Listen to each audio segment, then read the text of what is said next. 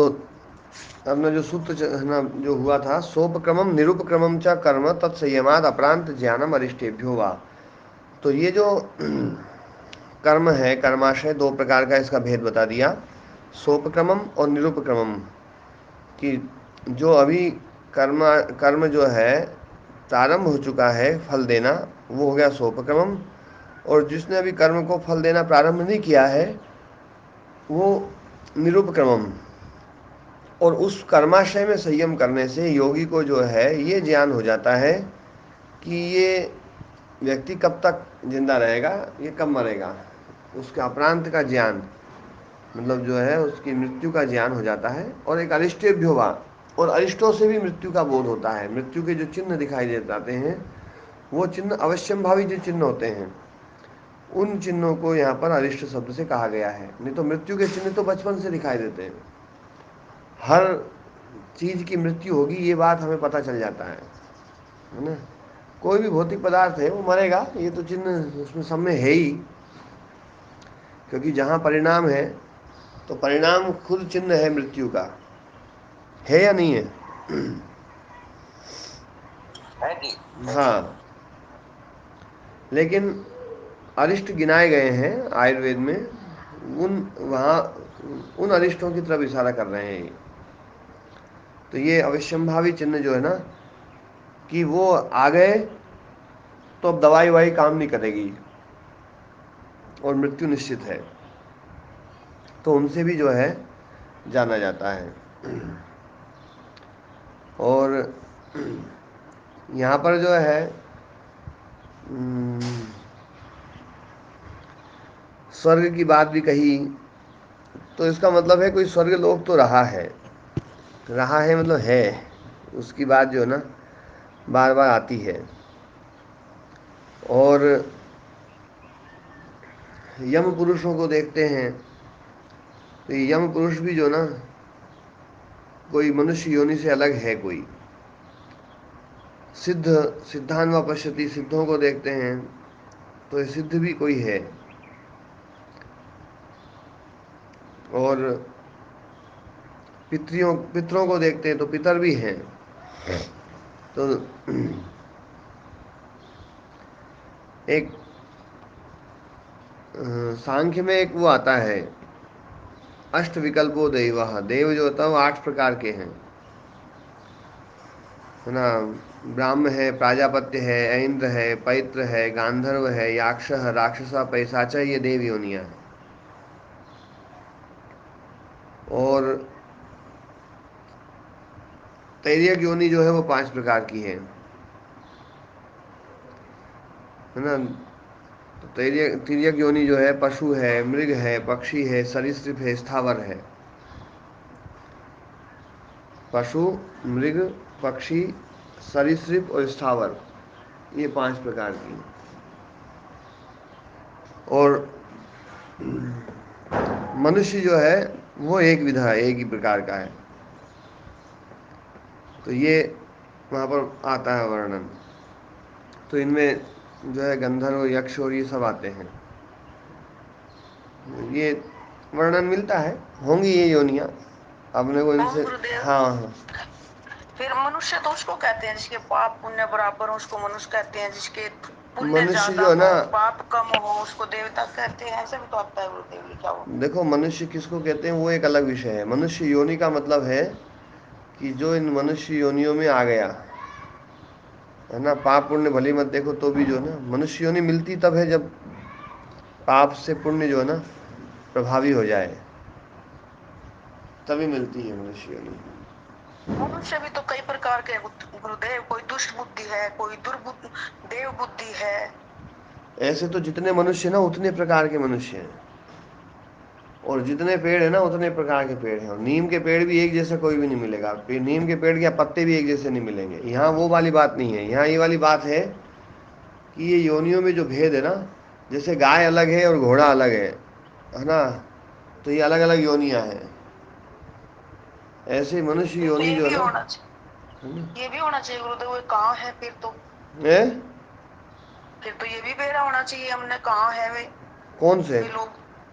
वे जो दूसरे सात सात प्रकार के जो देव लोग बताए आपने, देवता 8 लोग प्रकार बताए। की देव योनियां बताई, उसका 8। पता आप हाँ समाधि जी। लगाओगे ना तब होगा। समाधि लगाना माता जी आप, जी। और हो जाए फिर हमें बता देना, हम भी देखे आएंगे। हाँ जी। अब आगे जो ना अगला सूत्र, मैत्र्यादिषु बलानी। मैत्र्यादिषु जो है यहाँ पर मैत्री, करुणा, मुदिता और उपेक्षा 4 चीजें हैं वहाँ पर, लेकिन यहाँ पर मैत्री, करुणा, मुदिता ये 3 को ही लिया गया है। मैत्री एक भावना है, मैत्री एक भावना है जो सतत चलती है हमारे भीतर, सतत चल सकती है। करुणा एक भावना है, मुदिता एक भावना है, प्रसन्नता।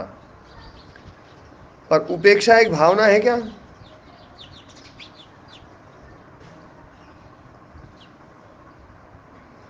हाँ जी।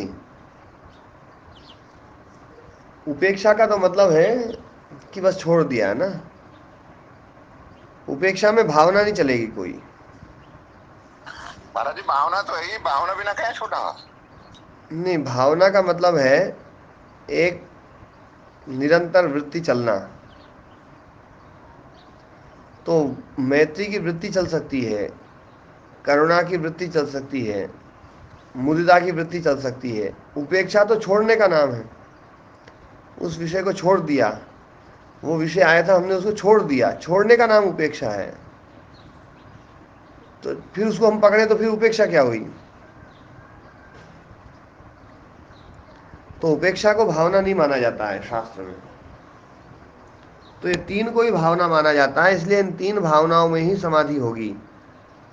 इन 3 भावनाओं में मतलब संयम होगा। मैत्री, करुणा, मुदिता, इनमें ही संयम होगा, उपेक्षा में संयम नहीं होगा। उपेक्षा तो छूटी हुई चीज का नाम है, उसमें संयम कैसे होगा? तो इन तीनों में संयम करने से मैत्र्यादिषु, आदि शब्द में 2 और लिए जाएंगे, करुणा और मुदिता। तो मैत्री, करुणा, मुदिता, इनमें संयम करने से बलानी, मैत्री बलानी है ना, करुणा बल और मुदिता बल, ये 3 बल जो है ना वो आ जाते हैं। मैत्री, करुणा, मुदिता, ये 3 बल जो है वो है ना योगी को आ जाते हैं। मैत्री बल बड़ा खतरनाक होता है, इतना खतरनाक होता है जिसके भीतर ये आ गया ना, वो शत्रुओं के बीच में भी आराम से जाएगा। और शत्रु जब अपना अस्त्र शस्त्र लेके तैयार होगा, और वो महापुरुष जो मैत्री बल से युक्त है, उसके पास में जब मैत्री हथियार जब वो फेंकेगा अपना जो है ना, वो तरंगे, मैत्री तो तरंगे मारेगा नहीं महाराज जी वो, है। मारेगा नहीं, मारेगा नहीं। मैत्री तरंग फेंकते ही वो जो शत्रु है ना, उसमें शत्रुता खत्म हो जाएगी। मैत्री क्या? मैत्री मित्रता। मित्रता के भाव, हाँ। मित्रता के भाव। तो जो है ना, जो मैत्री बल होता है ना, उसके कारण से तो जो है ना, अच्छा ये शब्द हमेशा फेंके जाए ऐसा नहीं है, लेकिन जब योगी इस विषय में ध्यान देता है और उसको फेंकता है तो वो जो है ना फेंक सकता है। और ओ महाराज जी, हाँ जी, इसके लिए अलग से प्रयास और करना पड़ेगा सहज के अलावा। सहज मतलब? भाई सहज तो मैत्री होती है योगी की सबसे, हाँ, सहज फिर मैत्री इसके होती अलावा है। कोई अलग से प्रयास और करना रहेगा क्या उसमें? वो उस मैत्री में धारणा धारणा, भी नहीं ध्यान, मिलेगा। समाधि। मैत्री जो भावना है, उस भावना में धारणा, ध्यान और समाधि, उसको पूरा साक्षात्कार करना है उसका, उसको जो है ना पूरा आत्मसात करना, उसका पूरा ज्ञान, सम्यक ज्ञान जब हो जाता है तो वो एक मैत्री बल आता है। फिर उस मैत्री में भावना करने से एक मैत्री बल आता है, वो बल बड़ा जबरदस्त होता है।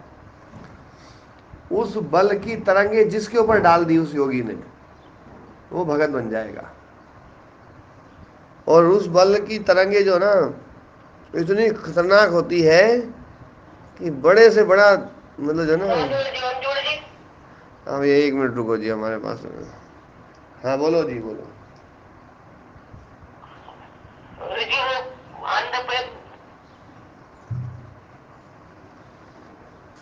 वो तो मोटर चलेगी तब पाइप जाएगा, ऐसे नहीं जाएगा जी। चारों में मुझे अंदर पानी नहीं जा रहा मुझे। पानी चलाया।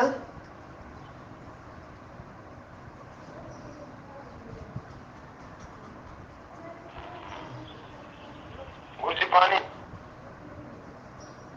यार आप लोग दबाने के बाद है ना, पहले बोल देते हो, और जो है दबाने से है ना, मतलब दबा छोड़ देते हो, उसके बाद तक बोलते रहते हो। हाँ जी।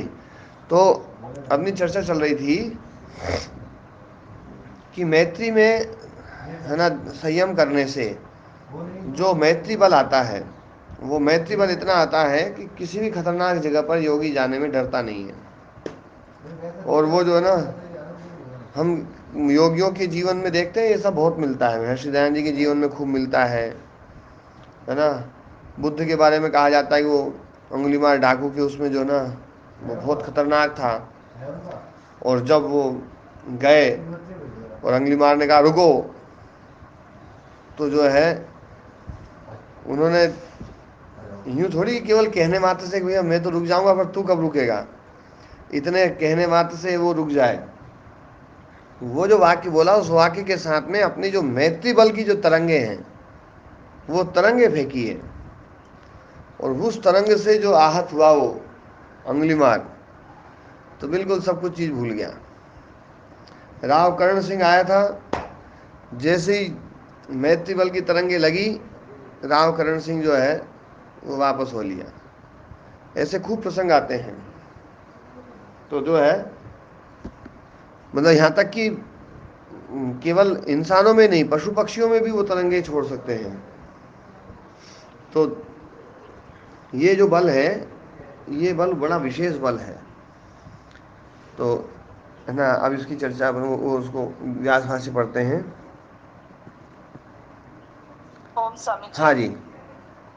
स्वामी जी, फिर क्या उन्होंने किसी व्यक्ति को देख के ही फेंका था कि इसके ऊपर मैं मैत्रीवल फेंक दूं तो वो इसका सुधार हो जाएगा? लेकिन बहुत सारे प्रसंग ऐसे आते हैं ना कि ऋषियों मुनियों को भी जंगली पशु पक्षी खा गए। हाँ, वो और देख करके ही दुर्योधन, फेंकेंगे, तभी वो फेंक सकते हैं। जैसे दुर्योधन के पास मैत्री का वो लेके गए थे श्री कृष्ण, तो वहां भी हम देखते हैं कि कोई मैत्रीवल काम नहीं आया। हम्म। तो ये कुछ ऐसे अपवाद है ना। हाँ, अपवाद भी होते हैं। जी और उस बल का महाराज ये भी उपयोग, तो हो सकता है वहां उन्होंने जान के काम में नहीं लिया वो मैत्री बल हाँ, को। उस बल का उपयोग हर जगह नहीं लिया जाता था, है ना। उस बल का उपयोग हर जगह नहीं लिया जाता था, इसलिए जो है जी। ना वो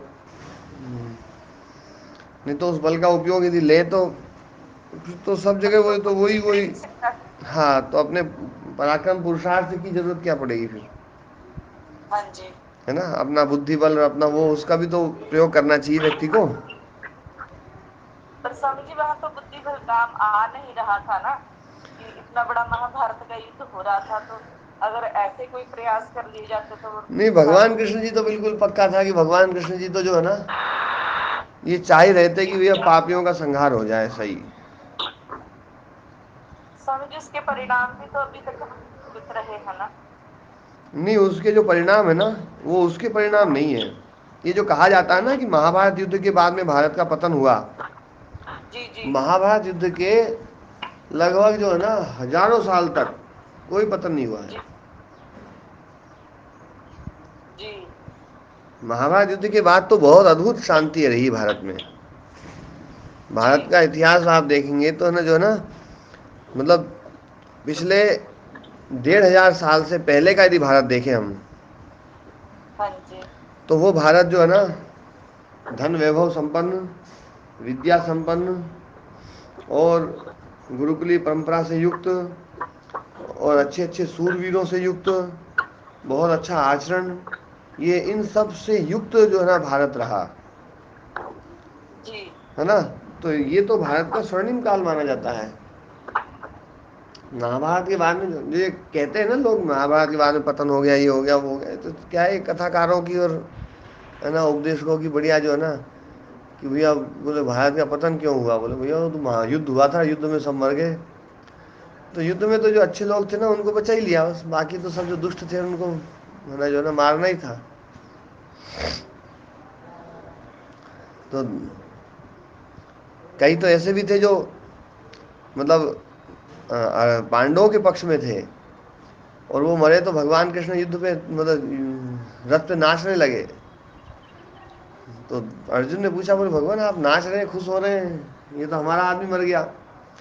बोले इतना दुष्ट था, ये ऋषियों के यज्ञ में विघ्न डाला करता था। यदि अब नहीं मरता तो फिर मुझे मारना पड़ता, और मैं मारता तो तुम्हारे साथ लड़ाई होती और बड़ा दिक्कत होती, लेकिन मैं मारता जरूर। तो जो है आदमी ना, अपना साइड का नहीं मारना पड़ा दुष्ट ने। मैं दुष्ट को मारना पड़ता है। ये बोले यज्ञ विध्वंसक है। घटोत्कच के बारे में यही कहा है भगवान कृष्ण ने कि ये यज्ञ विध्वंसक था, इसलिए इसको मैं मारता यदि ये नहीं मरता तो है ना जो है वो युद्ध में तो भारत का जो है ना, हाँ नुकसान तो होता है युद्ध में, लेकिन उसके फायदे बहुत हुए।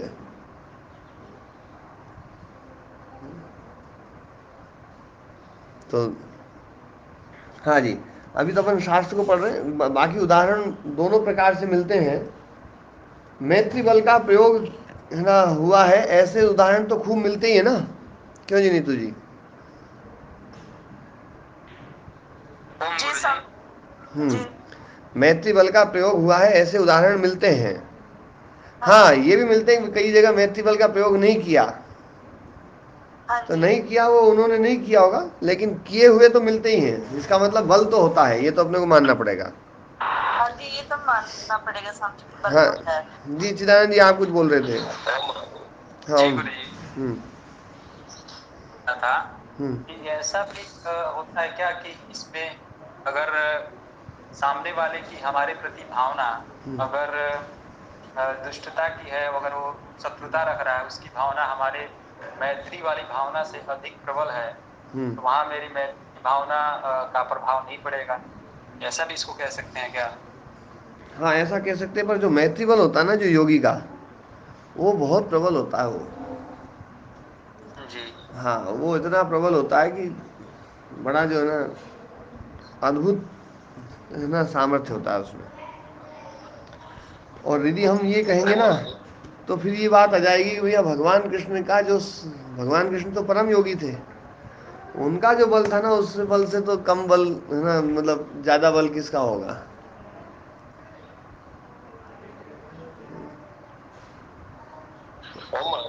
है ना जी। महाराज इसमें एक संभावना ये भी है कि जहाँ मैत्री बल का प्रयोग नहीं हुआ उन लोगों ने मैत्री पर संयम नहीं किया होगा, नहीं ये जो है ना, ऐसा भी हो सकता है। जी। ऐसा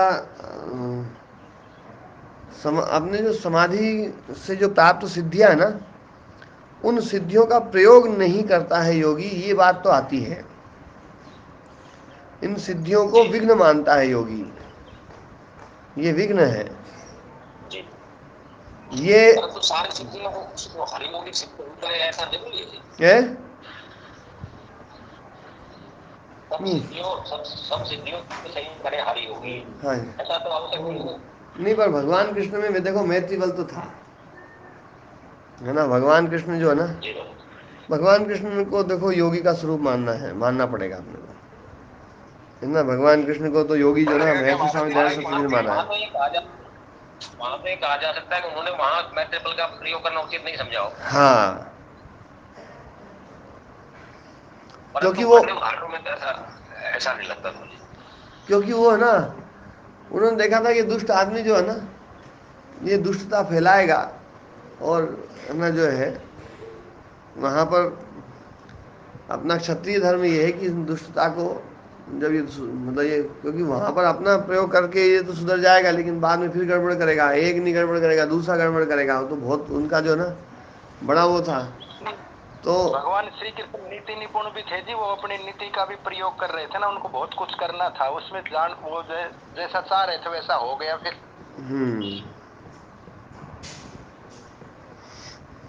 जी, पर बाकी देखो मैत्री बल तो होता है।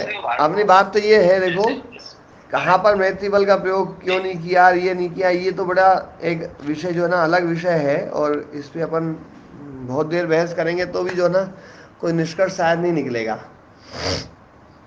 लेकिन ये निष्कर्ष तो निकल सकता है कि मैत्री बल होता जरूर है, मैत्री बल जो है ना वो होता जरूर है, ये तो मानना पड़ेगा। जी महाराज। ओ महाराज जी, हाँ योग बल मानोगे तो मैत्री बल तो मानना ही पड़ेगा, नहीं तो फिर योग बल भी छोड़ना ही पड़ेगा। हाँ, नहीं, और मैत्री बल के उदाहरण तो खूब मिलते ही है ना, मैत्री बल के उदाहरण खूब मिलते हैं। तो मैत्री, अच्छा, ये योग की जो शक्तियां ना, इनका प्रयोग करने पर कई बार जो है ना, इनका प्रयोग करने पर, जैसे महर्षि रमन के बारे में आता है कि वो कहते थे, बोले इनका प्रयोग करने में ताकत बहुत लगती है, अपना भीतर का बहुत कुछ जाता है। तो इसलिए जो है ना ये कहा जाता है कि योगी जो है ना उसको बावड़े जैसा रहना चाहिए, पागल जैसा। लोग यूँ समझे बोले यार इसको कुछ आता वाता नहीं है, और जो है ना वो बिल्कुल ऐसा ही रहे, अस्त व्यस्त सार जो है ना, ये तक आता है बिल्कुल योगी को कैसे रहना चाहिए, उसकी भी बिल्कुल व्याख्याएं कर रखी हैं शास्त्रों में। तो बिल्कुल इस प्रकार से रहे, और तो वो है ना जो है उससे उसकी जो है ना आंतरिक शक्ति बची रहेगी और वो आगे बढ़ता रहेगा। तो अब अपन व्यास मुनि जी के भाष्य को पढ़ते हैं। मैत्री करुणा मुदिता इति तिस्रः भावना, ये 3 प्रकार की भावना है। मैत्री करुणा मुदिता, तत्र भूतेषु सुखितेषु मैत्रीं भावयित्वा मैत्री बलम लभते। जो सुख से युक्त जो भूत है उनमें मैत्रीं भावयित्वा, मैत्री की भावना करके, मतलब मैत्री की भावना मतलब योग विधि से, है ना, धारणा ध्यान समाधि के द्वारा योग विधि से भावना करके मैत्री बलम लभते, मैत्री बल को प्राप्त किया जाता है, मैत्री बल को प्राप्त करते हैं। दुखितेषु करुणाम भावयित्वा करुणा बलम लभते, और दुखित में जो ना भावना करके, करुणाम भावयित्वा, करुणा को की भावना करके करुणा बलम लभते, करुणा बल को प्राप्त किया जाता है। पुण्यशीलेषु मुदिताम भावयित्वा मुदिता बलम लभते, पुण्यशीलों में जो है उनके प्रति जो है मुदिता की भावना करके योग विधि के द्वारा तो मुदिता बल को प्राप्त किया जाता है।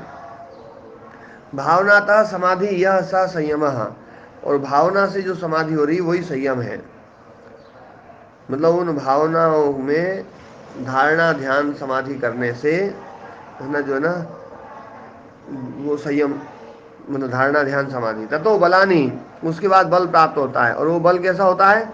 अबंध्य वीर्याणि जायन्ते। अबंध्य, बंध्य किसको बोलते हैं? बाधा से बंद होगा महाराज जी, जो रोक लगा दी जाती है। हाँ जी दयाराम जी। महाराज जी, बांधने में, बांधने का उपयोग करने वाली कोई वस्तु? बांझ किसको बोलते हैं? जो रोक दे पानी को, जल को बांध दे। बांझ जी महाराज, रोक दे, जिसमें बच्चे नहीं होते, नहीं, बांध नहीं, बांझ, जिसके बच्चे नहीं होते, जिसके बच्चे नहीं होते वो है बांझ। बांझ स्त्री भी हो सकती है, बांझ पुरुष भी हो सकता है, जिसमें फल प्रसव न हो। बांझ का मतलब है जिसमें फल प्रसव न हो, फल उत्पन्न न हो, वो है बांझ, उसी को बंध्या बोलते हैं। बोलते हैं जी गुरु जी के जगह बंध्या है ना, बंध्या पुत्र का वैसा। तो बंध्या मतलब जिसमें फल ना पैदा हो, फल प्रसव, फल उत्पन्न ना हो। कोई बीज जो है उसको बंध्या कर सकते हैं, तो उसमें इसका मतलब है कि भाई उसमें बीज में जो ना फल प्रसव नहीं होगा। तो जिसमें फल प्रसव ना हो उसको बोलते हैं बंध्य। तो ऐसा कर्म, जिस कर्म का फल ना मिले वो कर्म होता है बंध्य कर्म,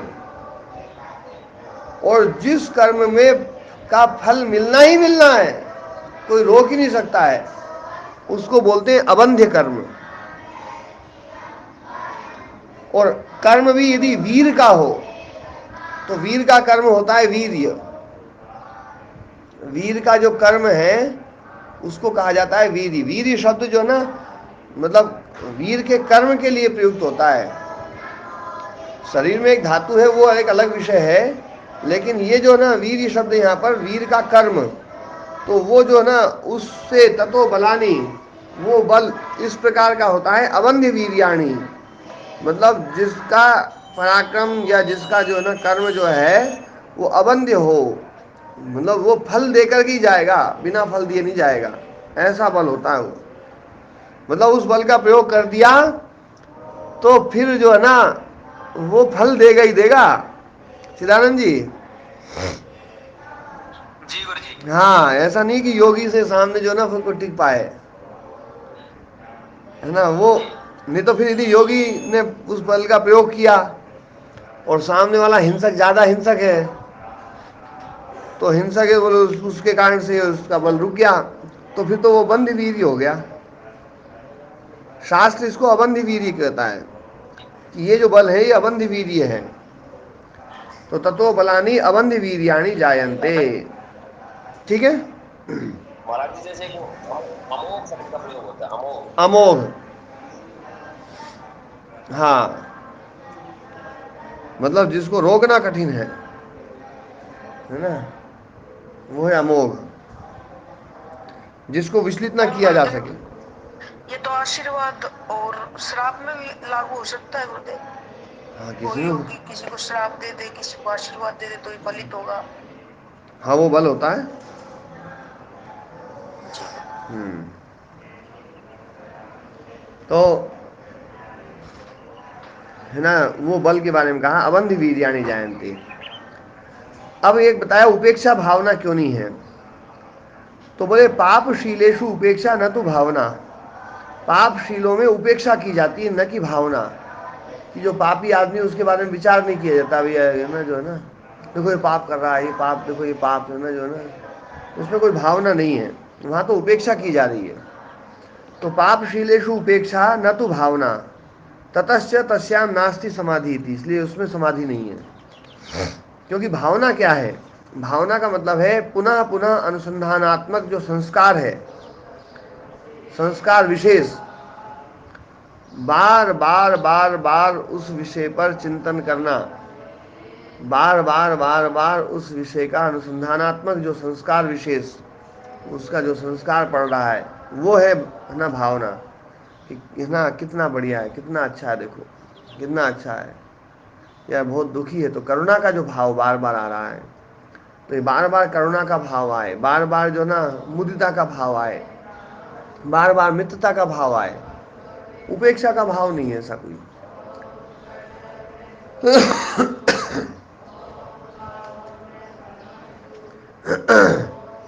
तो इसलिए पापशीलेषु उपेक्षा न तो भावना, पापशीलों में उपेक्षा है, उपेक्षा जो है वो न भावना नहीं है। ततश्च तस्याम नास्ति समाधि थी, अतो न बलम उपेक्षा,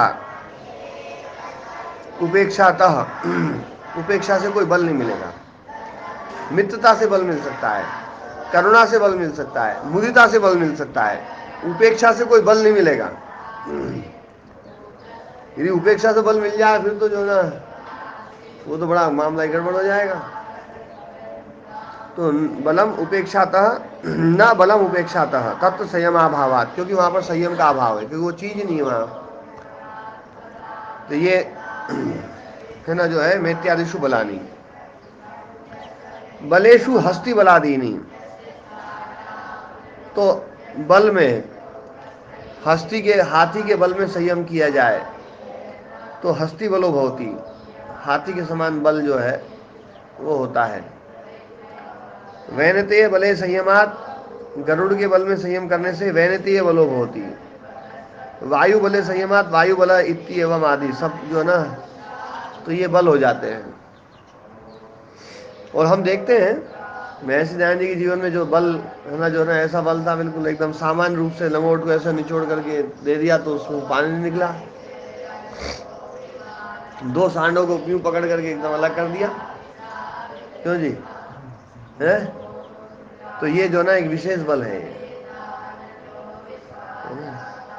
तो जो है शरीर तो उनका भी जो है ना, हाँ ठीक है, थोड़ा सा मतलब 7 फीट के लगभग शरीर रहा, लेकिन 7 फीट में भी ऐसा थोड़ी कोई मतलब कि भैया जो है ना बल जो है ना कोई ऐसा हो जाए कि सांडों के बल को भी है ना पीछे छोड़ दे। सांड सांड हाँ, बगैर बगैर योग बल के नहीं होगा हमारा, हाँ, ठीक है। बगैर योग बल के नहीं हो सकता वो। मतलब शारीरिक बल से सांडों को ऐसे हटाना कठिन काम है। क्यों जी बहादुर जी? योग बल तो था। हम्म। तो ये इन बलों में संयम करने से ये बल की सिद्धियां मिलती हैं।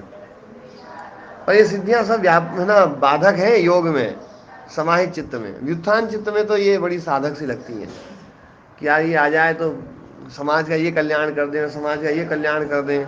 कई सोच रहे होंगे कि ये बल आ जाए ना तो मैं तो समाज में ऐसा कर दूं बस के नहीं क्या, है ना। तो अब जैसे वो फलाने वो धीरेन्द्र शास्त्री जी के पास में एक सिद्धि तो है, और वो सिद्धि जो है उसके कारण से वो अब क्या कर रहे हैं, अपन कोई सोचता भी है समाज का काम कर रहे हैं, कोई कह रहे हैं वो अपना अपनी जेब भर रहे हैं, कोई कह रहे हैं कुछ कर मतलब जो भी। महाराज जी बुराई होनी शुरू होगी, वह गायत्री मंत्र को पतो न क्या क्या को उल्लंघन कर दियो, जब बुराई होनी शुरू होगी हमारे महाराज जी पतो काट दिए के खिलाफ। तो अच्छा, तो वहाँ दक्षिणा दक्षिणा जी का लेकर वीडियो के आ गया ना, हमारे गुरु जी पतो काट दिए और बुरे बंद कर रहे हो। सोशल मीडिया पे आचार्य सोमदेव जी ने डाल दिया है कि वो पूरा पाखंड है, ढोंग है, वहाँ देख करके आया हूँ। उन्होंने स्त्रियों को यज्ञोपवीत लेने से भी गलत बताया, स्त्रियां नहीं ले सकती, ऐसा कई बातें आई है उनकी। तो अब उनका आर्य जगत में तो विरोध हो गया है। हाँ, महाराज जी सच्चिदानंद जी का वीडियो आ गया। अच्छा, ओम ओम सभी को नमस्ते जी। हाँ जी स्वामी जी नमस्ते। को तो मना करेंगे क्योंकि वो पौराणिक है। पौराणिक है तो स्त्रियों के लिए जनेऊ और उसके लिए तो मना करेंगे। हम्म। ओम। इतने पढ़े लिखे नहीं ना, शास्त्रों को यदि पढ़ लें पुराने शास्त्रों को तो फिर तो जो है ना जो है। उन्होंने अपने जीवन में स्वामी जी बतलाई है कि सत्यनारायण की कथा कर करके उन्होंने अपना जीवन पाला है और गुरुकुल की विद्या मिल नहीं पाई है। थोड़ा बहुत पहुंचे गए होंगे गुरुकुल, तो पुराने गुरुकुलों में पहुंचे हैं। तो स्वामी जी जब पौराणिक हैं तो पौराणिक ही विचार रहेंगे। अच्छा, चेला जब प्रसिद्ध हो जाए ना तो गुरुजी ने भले नहीं पढ़ाया हो तो भी गुरुजी कहने लगते होंगे कि देखो ये है हमारा चेला। तो ऐसे उनके गुरुजी भी हैं कई, मतलब जो है ना वो जैसे राम भद्राचार्य जी बहुत योग्य व्यक्ति हैं, वो बड़े विद्वान महापुरुष हैं, है ना जो है। अब उनके आश्रम में रहे होंगे, अब ये जो है ना उनको गुरु मानते हैं। अब ये प्रसिद्ध हो गए तब गुरुजी ने सोचा यार चेला जो है ना चाहे पढ़ा नहीं हो पर फिर भी यार अब इतना प्रसिद्ध है तो चेले को जो है ना अब तो चेला बना ही लो। तो जो है होता है ऐसा। ओम गुरु जी। हाँ ओम जी ओम। जी जी, आपकी आवाज़ नहीं आ रही है। ओम चिदानंद जी। ओम चिदानंद जी बोलिए।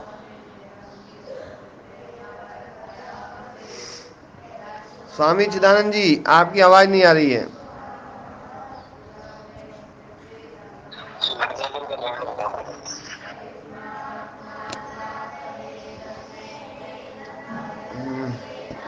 स्वामी जी कुछ बोलना चाह रहे थे।